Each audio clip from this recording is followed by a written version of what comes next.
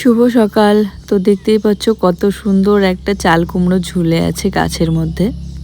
গ্রামের সকালবেলাটা চারিদিকে যেদিকেই তাকাবে শাক সবজি দেখতে পাওয়া যায়। এই দেখো কত সুন্দর কচু পাতা হয়েছে। বৃষ্টির দিন কচু পাতা খেতে কিন্তু ভালোই লাগে। গুড মর্নিং বন্ধুরা, তো তোমরা সবাই কেমন আছো? আশা করি সবাই ভালো আছো, সুস্থ আছো। অনেক সকালবেলা উঠেছি, কারণ অতটা ঘুম হয়নি রাত্রে, কারণ জুইয়ের কাশি হচ্ছিল। আর সকালবেলা উঠে রাস্তা হাঁটাচলা করছিলাম, আর মোবাইল ছিল চার্জে। এখন আবার মোবাইলটা নিয়ে আসলাম, এখন আরও রাস্তা হাঁটাচলা করছি। শুয়ে আছে, এখনও ঘুম থেকে ওঠেনি।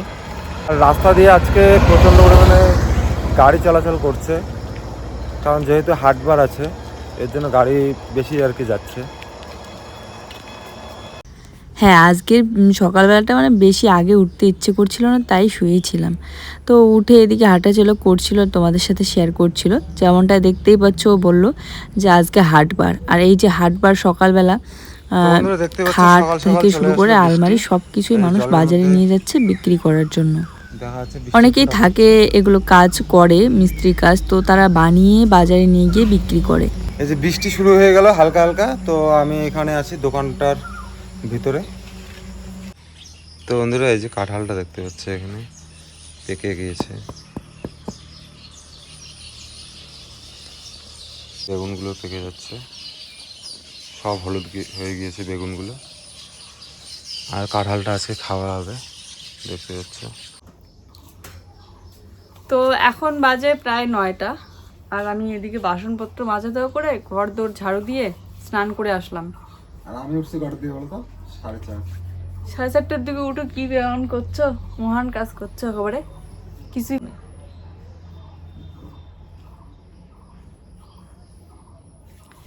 তো এই কয়েকদিন ধরে সকাল 6টার দিকে করে উঠতেছিলাম। আজকে একটু দেরি করে উঠলাম, মানে 8টার দিকে উঠলাম। উঠে বাসনপত্র মেজে ধুয়ে ঘর দৌড় ঝাড়ু দিয়ে স্নান করে আসলাম।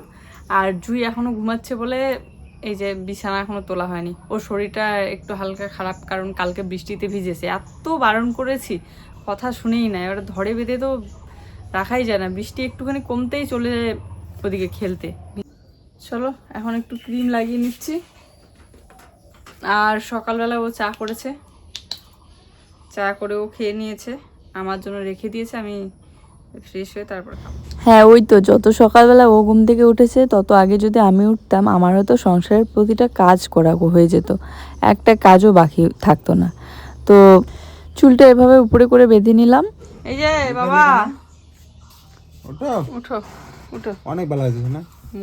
চলো চাটা খেয়ে নিয়ে তারপরে দেখি কি রান্না করা যায়। আজ যেহেতু আগেভাগেই স্নান করা হয়ে গেল, আগে রান্নাটা বসানোর চেষ্টা করবো। সব কিছু এসএমএস দেওয়া হয়ে গিয়েছে, শুধু আজকে কালকেই রাতেই নিয়ে এসেছে, কিন্তু এত রাতে আর কে যাবে নিয়ে আসতে, আর প্রয়োজনও ছিল না। তো এই যে আজকে নিয়ে আসবে ও। এই যে চা করেছে, সোনা উঠো, চাটা একটু গরম করে নিই, ঠান্ডা হয়েছে। সিলিন্ডার বুক করার সময় তোমরাও একটু সাবধানে থাকবে। অনেক সময় সিলিন্ডার কি হয়, মানে চুরি হয়ে যায়। একটা নাম্বার থেকে, সেই নাম্বারটা দিলে যদি অন্য কেউ ফোন করে, সেই নাম্বারটা দিলে নাকি চুরি হয়ে যায়। এরকমটা আমি আগেই শুনেছিলাম, তাই একটু সাবধানেই ছিলাম বুক করার পর থেকেই। তো আমি অন্য কারো ফোন আসার আগেই কিন্তু যেখান থেকে নিয়েছি সেখানে গিয়ে এসএমএস থেকে শুরু করে ওটিপি নাম্বার সব কিছু দিলাম, যাতে বলতে না পারে যে অন্য কাউকে দিয়ে দিয়েছি। তো যাক, আজকে ফাইনালি সেই দিনটার অপেক্ষা, যে আমার ঘরে সিলিন্ডার আসবে, তবু আমার নামে। তাছাড়াও অনেক দিন পর আজকের থেকে আবার হয়তো আমার সেই মানে গ্যাসের চুলার মধ্যে রান্না শুরু হয়ে যাবে, এটা ভেবেই খুশি লাগছে। চা খাচ্ছি আর গাছপালাগুলো দেখছি। এখানে একটা কি সুন্দর শালিক পাখি ডাকছিল।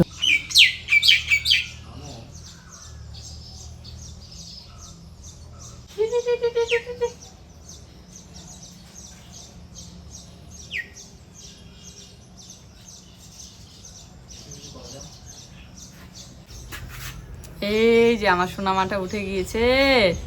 শুভ সকাল বলো। ঘুমাইতে ঘুমাইতে তো চোখগুলো ফুলে গিয়েছে সোনা। ফোলা ফোলা লাগতেছে গালগুলো কেনবা। এই যে উঠলো সবে, আজকে রোদ বেশি একটা নেই, কিন্তু হালকা গরম আছে। আর তার সাথে এই যে এখন সবে হালকা হাওয়া হচ্ছে, আর আমি গরমটা বুঝতে পারছি না, কারণ স্নান করে আসলাম তো সবে। চলো বিস্কিট দিয়ে চাটা খেয়ে নিচ্ছি। যাও ব্রাশ করো, ব্রাশ করে তারপরে খাবার। উঠো। যেদিন থেকে বারান্দার মধ্যে এই রান্নাঘরটা করা হয়েছে সেই দিন থেকে, মানে রান্না করি যেদিন থেকে বারান্দার মধ্যে, সেদিন থেকে শালিক পাখিগুলো সারাক্ষণ বারান্দার উপরে, চালের উপরে এসে মানে চেঁচামেচি করে, আবার বারান্দার এখানে আবার জালিটা দেওয়ার পর জালির উপরে দাঁড়িয়ে থাকে। বেশ ভালো লাগে এই জিনিসটা। আর মাঝে মধ্যে তো এখনও আমার রান্নাঘরে ঢুকে খাবার খুঁজতে শুরু করে দেয়। রান্নাঘরের দরজা যদিও বা বন্ধ করে রাখি, তবুও হালকা ফাঁকা পেলে সেই ফাঁকাটা দিয়ে ওরা ঢুকে পড়ে। আর ওইদিকে একটু টিনের মানে ফাঁকা আছে একটু জায়গা, কোনাটা, ওটা দিয়ে বের হয়ে চলে যায় যদি হঠাৎ করে এসে ঘরের ভিতরে ঢুকে দেখি যে পাখি। তো যাই হোক, এখানে মেয়েকে নিয়ে বসে পড়লাম পড়াতে। আমি লেখা দিচ্ছিলাম ওকে। আজকে ওকে টেবিল বের করে দেয়নি, ও বলছে টেবিলে পড়বে না, তাই এমনিতেই বসিয়ে দিলাম। এই যোগ অঙ্ক বিয়োগ অঙ্ক দিয়েছি, এগুলো করছে। এটা কি অঙ্ক শোনা? বৃষ্টির দিন না গ্রামের বাড়িতে সাপ, তারপর জোক, পোকামাকড় সব থেকে বেশি দেখা যায়। তো সাপ জিনিসটা যেখানে সেখানে দেখতে পাওয়া যায়। আর গতবার কি তার আগের বার মনে হয় আমাদের বারান্দার সামনে একদম ঘর থেকে বেরিয়েছি, তাতেই দেখি যে ওই যে আমাদের নতুন ঘরের ওয়ালগুলো যেখান থেকে উঠেছে সেই জায়গাটাতেই, মনে তো পুরানো ঘরটা ছিল আগে, পুরানো ঘরের ধারের কাছে বিশাল বড় একটা সাপ। সালটার কথা মনে নেই, তবে হবে 2 বছর কি 1 বছর হয়ে গেল। মেয়ে তখন অনেকটাই ছোট ছিল, তো ঘুমিয়ে পড়েছিল। ওকে নিয়ে একদম অমনি ছুটে আমি বাইরে বেরিয়েছিলাম। আর এই সাপ দেখাটা কতদিন পর্যন্ত ভুলতে পারিনি। বেশি পরিমাণে ঘরগুলো চাপাচাপি হলে এরকমটাই হয়। আর যেহেতু মাটির ঘর থাকলে ওই মাটির মধ্যে আমি সবসময় বলি না যে ইঁদুর গর্ত করেছে, মাটি তুলছে, ওই ইঁদুরের গর্তগুলোতে না সাপ ঢুকে থাকে। কিছুদিন আগে আমাদের বাড়ির সামনেই, এই যে দোকানটার ওখানেই একটু সামনেই, ওখানেই কিন্তু একটা বড় মেয়েকে আর কি কামড় দিয়েছিল। তারপরে হাসপাতালে ভর্তি ছিল, পরে আবার ঠিক হয়েছে, বিষাক্ত সাপ কামড় দিয়েছিল। যাই হোক, গতকালকে, এই জন্যই বলছি সাপের কথা, কারণ গতকালকে গাঁদা ফুলের গাছগুলোতে আর কি একটা সাপ ছিল। যদিও বা বিষাক্ত সাপ না, এমনিতেই লোকাল যে ঘুরে বেড়ায় সাপগুলো, ওই সাপগুলোই ছিল। এই সাপের ভয়ে আমি বাঁশঝাড়ের ওইদিকে এখন বেশি একটা যাই না, কারণ ওইদিকে আমাদের যেহেতু প্রচুর গাছপালা, তো ওইদিকে সাপটা বেশি থাকে। আর বৃষ্টির দিন তো বেশি একটা ঝাড়ু দেওয়া হয় না, পরিষ্কার করাও হয় না, জল জমে থাকে ওই দিকটাতে। এখন আবার সুপারি গাছের পাতাগুলো এতটা বড় হয়েছে, বিশেষ করে বাঁশঝাড়ের আগালগুলো হেলে পড়েছে ভেঙে ভেঙে, তো এই জন্য আরও বেশি ভয় লাগে। তো ওইদিকে জুই অঙ্ক করছে, আর আমি এদিকে ডালটা বসিয়ে দিয়েছি স্টিলের এই কড়াইটাতে। আর সত্যি স্টিলের কড়াইতে ডাল বা যে কোনো জিনিস সেদ্ধ কিন্তু খুবই তাড়াতাড়ি হয়। তো দেখো, কোয়াশটা আমি দিয়েছিলাম, এবারে কোয়াশগুলো নামিয়ে রাখলাম। আর আমরা তো কোয়াশ বলি, অনেকে স্কোয়াশ বলে, আমাদের কথাগুলো একটু সংক্ষেপেই বলি। নামিয়ে রেখে তারপরে ডালটা ঘেটে নিলাম, না হলে কোয়াশগুলো সহ একদম ঘেটে যাবে।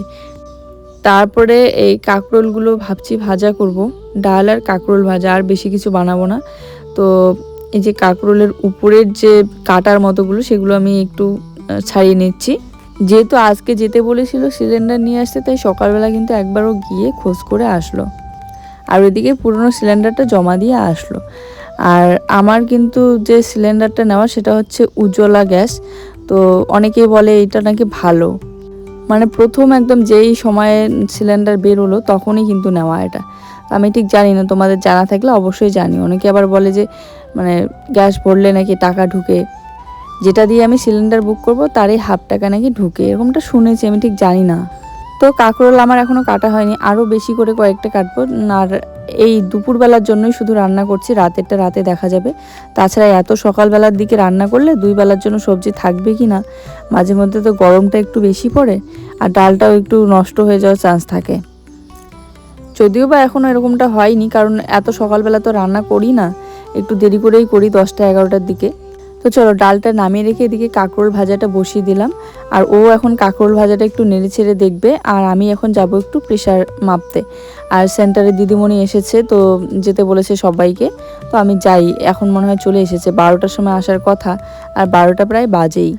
দূরে কোথাও না, বাড়ির এখানেই আসার কথা। আর জুই তো বারবার যখন থেকে শুনেছে যে সেন্টারে দিদিমণি আসছে, আশা দিদিমণি, তখন থেকেই কিন্তু আমাকে বলছে যে মা আমাকেও ইঞ্জেকশন দিবে নাকি। ইঞ্জেকশনকে তো প্রচুর ভয় পায়, কারণ ওকে প্রচুর ইঞ্জেকশন দেওয়া হয়েছে যখন হাসপাতালে ভর্তি ছিল, তো এই জন্য বারবার জিজ্ঞাসা করছে। আর ওর তো 5 বছরের ইঞ্জেকশনটা হয়ে গিয়েছে, সেটাই বলছে যে তুমি না বলেছো যে 5 বছরের পর আমার কোনো ইঞ্জেকশন হবে না এখন, তাহলে কেন বলছো। বিভিন্ন ধরনের প্রশ্ন এখানে এসে করছে, এখান থেকে নড়ছেই না আমার কাছ থেকে, দেখতেই পাচ্ছ একদম আমার আগে পিছে ঘুরছে। আর জুয়ের বাবা সকালবেলা বলল যে ও নাকি রাতের বেলা খুব কাশি হচ্ছিল। আমি তো বুঝতেই পারিনি, আমি ঘুমিয়ে পড়েছিলাম এতটা। আর সকালবেলা উঠে শুনি যে কাশি হচ্ছিল, তাই ওর বাবা বলছে যে থাক আজকে স্কুলে যেতে হবে না, যেহেতু বৃষ্টি সকালবেলা, আর স্কুল টাইমটা একটু বৃষ্টি ছিল। তো রাতে আবার ইনহেলার দেওয়ার পর এখন আর নেই, মানে কমে গিয়েছে। এই কয়েকদিন ধরে এমন, কিছুদিন আগে সর্দি ছিল তখন ইনহেলার দিলাম, তারপর দিন আবার নেই, মানে কাশি হলেই তার যেদিন দিচ্ছি তারপরের দিন আবার নেই হয়ে যাচ্ছে। তো এই যে আমার রান্না কমপ্লিট হলো, ডাল আর পট দিয়ে ডাল আর কাঁকরোল ভাজা। হ্যাঁ, আশা দিদিমণি এসেছে আর আমি কিন্তু প্রেশারটাও চেক করে আসলাম। ভেবেছিলাম হয়তো আমার প্রেশার একদমই হাই হবে, কিন্তু এখন দেখি যে লো আছে, হালকা, তবে বেশি একটা না, হালকা লো। তার মধ্যে সুগার টেস্ট করলাম, সেটা একদম ঠিক আছে। তো আমি বারবার সেন্টার বলছি, তোমরা অনেকেই আবার জিজ্ঞাসা করো, এর আগে জিজ্ঞাসা করেছিল অনেকেই যে সেন্টারটা কি, ওটা হচ্ছে স্বাস্থ্য কেন্দ্র, তো আমি সেন্টার বলছি। তো যাই হোক, এখানে যে রান্না বান্নার পর এসে দেখি যে ও কাঁকরোল ভাজা করে নিয়েছে, তারপরে ও খাওয়া দাওয়া করলো, আর আমরাও খেয়ে নিলাম একটু মামে। তারপরে এই যে রান্নাঘরটা একটু ঝাড়ু দিয়ে পরিষ্কার করে নিচ্ছি। সকালবেলা তো একবার করে ঝাড়ু দেওয়া হয়েছে, আবার এই যে খাওয়া দাওয়ার পর বাসনটাও হাত মেজে ধুয়ে ওদিকে ভাবছি এডিটটা করব, কারণ এখনও ভয়েস দেওয়া হয়নি। আর ইদানিং একটু নেটওয়ার্কের সমস্যা হচ্ছে, তাই আপলোডগুলো দিতেও একটু দেরি হয়ে যাচ্ছে। ওয়াইফাই থাকার পরও, ওয়াইফাই বলো আর মোবাইলে নেট বলো, সব জায়গাতেই নেটের সমস্যা বৃষ্টির দিনগুলো।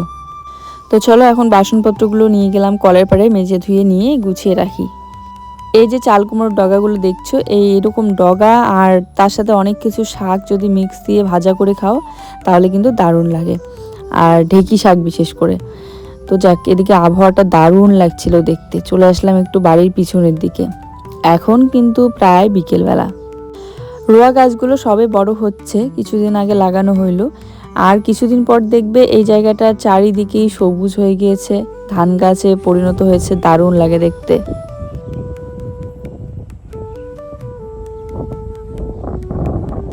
সুন্দর একটা হাওয়া দিচ্ছে।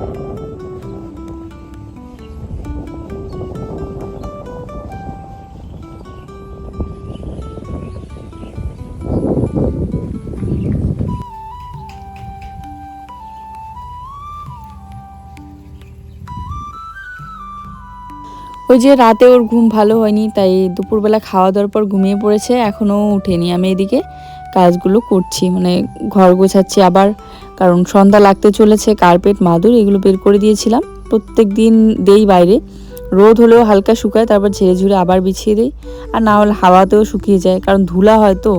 ঠান্ডার দিনগুলো সবসময় বের করে দেওয়া হয় না এই কার্পেট, মাদুর, কারণ ঠান্ডার দিন তো এই যে মেঝেতে খালি পায়ে হাঁটলে তখন মনে হয় যে এগুলো বিছানো থাকলেই ঠিক আছে, আর গরমের দিন মনে হয় যে মাটিটাই এমনিতেই ঠিক আছে।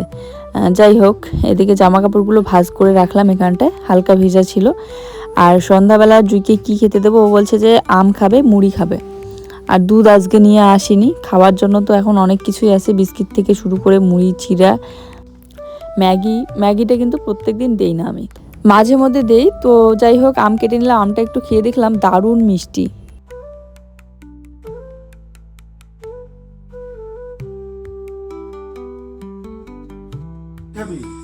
আনো, বস মনস। ওজন লাগতেছে সেই, বুঝলে? তো ফাইনালি এতদিনের অপেক্ষার অবসান ঘটলো, এই যে গ্যাস নিয়ে আসলো। কতদিন ধরে ভাবি কবে নিয়ে আসবে, কবে নিয়ে আসবে। ওইটা বের করে দিতে হবে, থাক কালকে দিও। এইখানে কথা সেট করে দাও, কবে সেট হবে তাহলে? কতদিন ধরে বলতে 3-4 দিন আগে বুক করেছিলাম, এই যে আজকে সবে নিয়ে আসলো। আর ওইদিকে তার সাথে আবার গিয়েছিল বাজারে, ওর একটা বন্ধুর সাথে নিয়ে এসেছিল স্কুটিতে করে, আর রেখে এই যে গিয়ে ডিম, তারপরে ঝিঙা, শুকনো লঙ্কা এগুলো নিয়ে আসলো। যেহেতু আমরা ডালটা সবসময় খাই, তো শুকনো লঙ্কাটা ফোড়নে দিলে ভালো লাগে, তাই এই যে শুকনো লঙ্কা বেশি করে নিয়ে আসলো। তো বাজার থেকে নিয়ে এসলো ডিম আর হচ্ছে ঝিঙা। আমি বলছিলাম শাক ঠাক নিয়ে আসতে কালকের জন্য, বললো কাল সকালবেলার দিকে নিয়ে আসবে। শাক খেতে ভালো লাগে, কিন্তু রাতের বেলা তো শাক।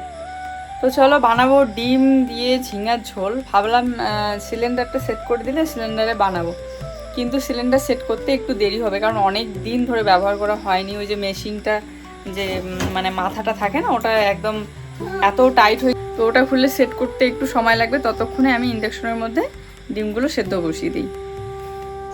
আর শুকনো লঙ্কাটা আমরা সবজিতে খুবই কম খাই, দেখতেই পারো তোমরা, প্রত্যেকদিন কালার বেশি একটা আসে না, কারণ কাঁচা লঙ্কাই খাই। মাছ মাংস হলে তখন শুকনো লঙ্কা একটু বেটে দেই। তবে আজকে ভাবছি যে যেহেতু মানে ডিম দেবো আর কি ঝিঙার সাথে, তো একটু শুকনো লঙ্কা বাটা জিরা বাটা দিয়ে সুন্দর করে ডিমের ঝোলটা বানাবো, তাহলে কালারফুলও হবে দেখতে, খেতেও ভালো লাগবে। আমাদের আবার একটা সমস্যা, ডিমের ঝোল যদি একটু লাল লাল রঙের না হয় দেখতে, তখন আবার খেতে চায় না। এগুলো কি বলতো, এগুলো হচ্ছে লটকান, আমরা বলি লটকো। বাড়ি থেকে পাঠিয়ে দিয়েছিল, গাছের একদম শেষের লটকন, পাকা, অনেক মিষ্টি খেতে। প্রথমের দিকেরগুলো এতটা মিষ্টি ছিল না, কিন্তু এখনকারগুলো মিষ্টি আছে। প্রথমের দিকেরগুলো একটু টক ছিল, এখন শেষের দিকে না মিষ্টি। তো ভাবছিলাম আজকে রাতেই প্রথম হয়তো চুলাটাতে রান্না করতে পারবো, কিন্তু ও বললো যে থাক আজকে আর সেট করবো না, একদম কালকে সকালবেলার দিকে আরও কিছু জিনিস লাগবে।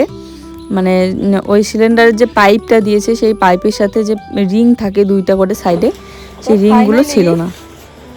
এই বাড়িতে আমার এই যে এত বছর পর নিজের নামের একটা জিনিস হলো, মানে আমার আইডি দিয়ে নিজের নামে নিজের। এখানে এই তো ডিমটা সেদ্ধ হচ্ছে, বেশি করে জল দিয়েছি। আর এই যে ঢাকনাটা দিয়েছিলাম, এই ঢাকনাটা এখানে হয়ে যায়। আর এখানে ঝিঙা কেটে নিচ্ছি, ঝিঙা দিয়ে ঝোল বানাবো। একটু জিরা বাটা, একটু লঙ্কা বাটা দিয়ে, কালো জিরা ফোড়ন দিয়ে। পুরোনো পাইপটাতে যে রিংগুলো ছিল, যেহেতু এতদিন ব্যবহার করা হয়নি, জং লেগে নষ্ট হয়েছে, আর খোলার পর ওটা আর লাগানো যাচ্ছিল না। তাই ও বললো যে নতুন করে কালকে 2টা রিং নিয়ে এসে ওই জয়েন দিয়ে তারপরে দেবো, কারণ যেহেতু গ্যাসের ব্যাপার, যদি বের হয়ে যায় আবার লিক ঠিক হয়ে যায় তো ভয় লাগে, টাইট না হলে পরে। যাক, এদিকে ডিমের খোসাটা ছাড়িয়ে নিয়ে আমি কড়াইয়ে একটু লবণ হলুদ দিয়ে তেলে ডিমগুলো দিয়ে দিলাম ছেড়ে। শিলনোড়ার বাটা মশলা, এখানে জিরা, তারপরে ওই তো শুকনো লঙ্কা আর কয়েকটা রসুনের রোয়া বেটে নিয়েছি।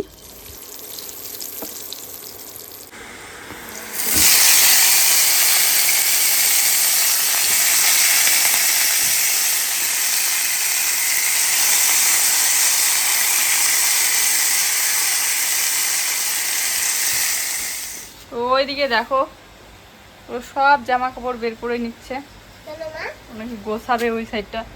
খুব অগোছাল হয়ে আছে, এখানে সোয়েটার জ্যাকেট সব কিছু বের করেছে।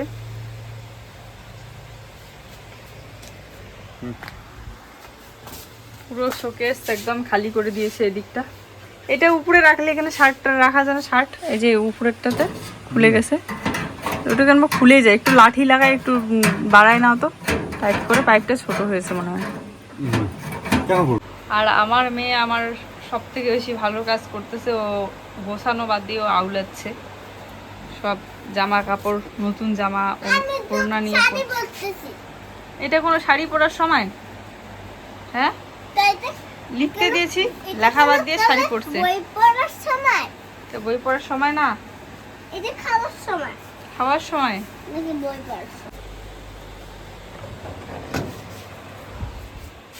ওইদিকে এই যে ওগুলো সব এক এক করে গোছাচ্ছে। যাক, গোছালো যেমনই হোক, কিন্তু অনেক কাজে লাগে। জায়গাটাই যায়, বুঝলা কি অবস্থা ছিল।